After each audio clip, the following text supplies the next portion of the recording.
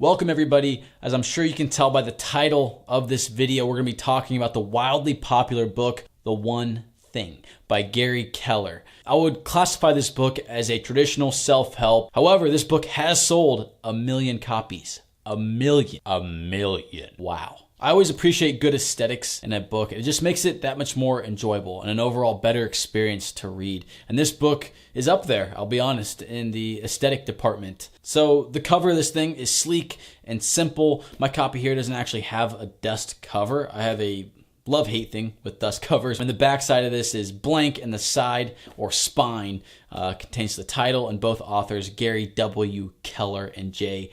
Papsan.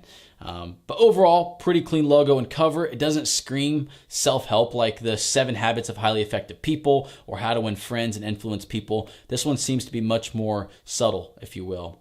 So when we open up the book, the pages feel great. I mean, they're bright white pages as opposed to a more common duller page of a traditional book. This book also has very clean and colored images, which I appreciate.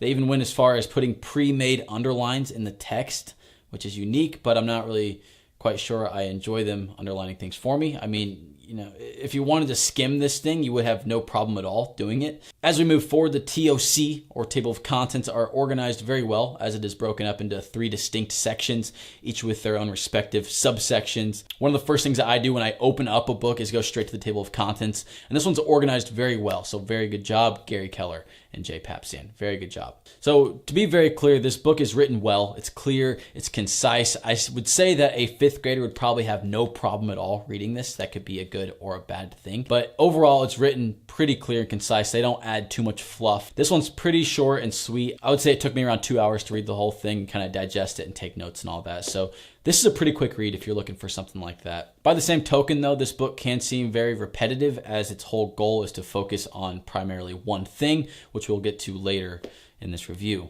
Now that we've got the aesthetics and the overall impressions out of the way, now we're going to dive into the meat and the content. What is this thing made of? Is it good?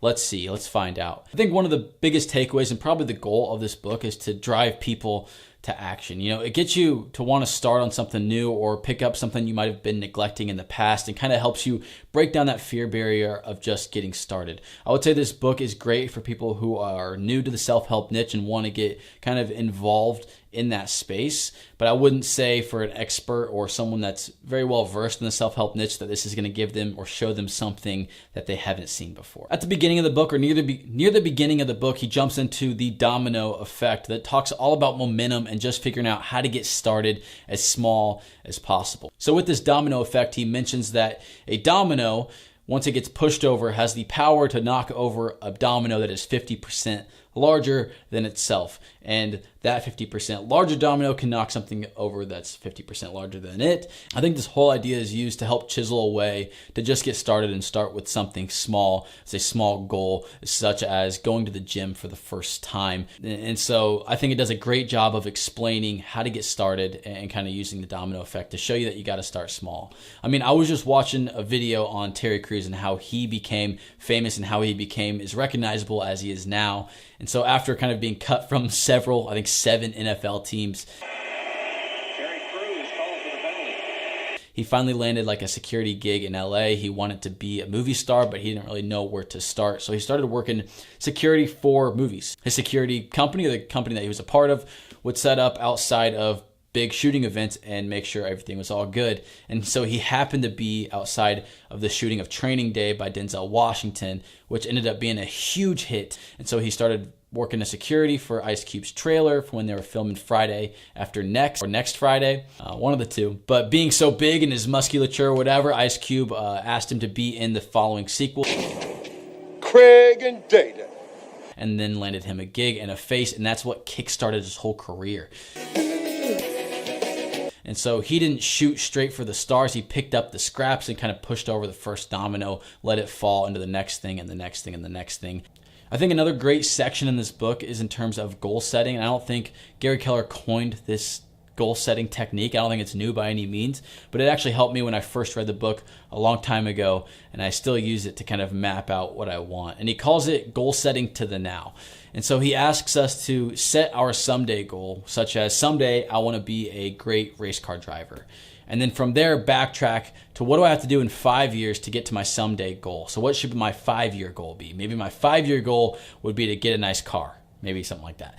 And then backtrack again, what do I have to have in a year to get my 5-year goal? That way I can get my someday goal. And then backtracking that all the way down into the monthly, weekly, and daily goals to figure out what do I need to do right now to get my daily goal, to do that, to get my weekly goal, my monthly goal, and etc. and so on.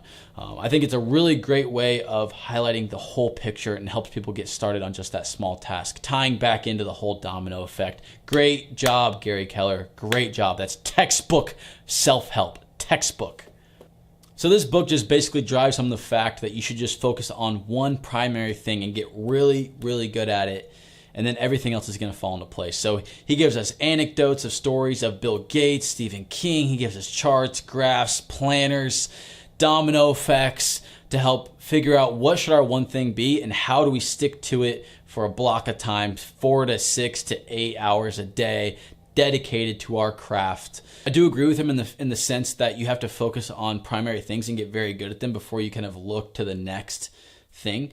But from a general standpoint, I think that sometimes a combination of different things and molding them together is actually more powerful than just focusing on one thing and being a one-trick pony, if you will. When I was growing up, I always looked up to Leonardo da Vinci because he was a master of many different talents like engineering, art, anatomy, and he was just insanely curious in science. He had crazy inventions, all of them listed above. Some of them are crazy, like this weird breathing apparatus thing that he invented. I don't think it ever worked. And the flying machines, of course, and then he goes into anatomy and his amazing drawings of anatomy as he had to dissect cadavers just to find what to draw. He was actually hundreds of years ahead of his time, although no one knew it. But it was the combination of all of those things, the art, the curiosity, the scientific techniques, the engineering, and the design, all of that pulled together to create what he was. And the combination of all those things would be more powerful than if he just focused on one thing individually. I think another modern example of something like this is Rob Dyrdek. So Rob Dyrdek was like an average pro skater. Waking them up, waking them up. He wasn't great by any means, but he had a passion for business and entertainment, and he loved comedy. And so he kind of pulled all that together to create Robin Big. That led him into Fantasy Factory, and from there he went into Ridiculousness. And Rob Dyrdek really crafted his own dream, his own life, and he couldn't have done that with just skateboarding. You know, in my opinion, this is just my opinion, but I think there are two different paths to success. One being that you become insanely good at one thing. I think this is typically the route that many professional athletes take. For example, Serena Williams and Venus Williams, who were training in tennis since they were like 2 years old, hitting balls over the net for 8 hours a day. So what we want to do, don't get excited. With this tactic, though, you have to really figure out what you want very early and dedicate tons of your time to that one thing and never stray off of it. The second one is to dabble in different areas and bet on the unique combination of those things, leading to something great and fruitful. I think the latter is typically more feasible for most people. So overall, I don't think The One Thing is a bad read by any means. I think that it was written for people who work in a big business and who want some subtle things to help them make them feel better about themselves, or try to ask their boss for a promotion, or do something to chip away at a lifelong goal after having the soul sucked out of them for going to the 9-to-5 grind for so long. Even on theonething.com, actually the one with the actual number one, they write on their website that The One Thing is a book for busy people. I mean, how deep can you go if it's a book for busy people? I mean, they have the pre-made highlights. You can't have an epiphany. You can't get deep, and you can't have those magical moments like you can with much deeper and more intricate self-help books, which I'll be talking about in different videos.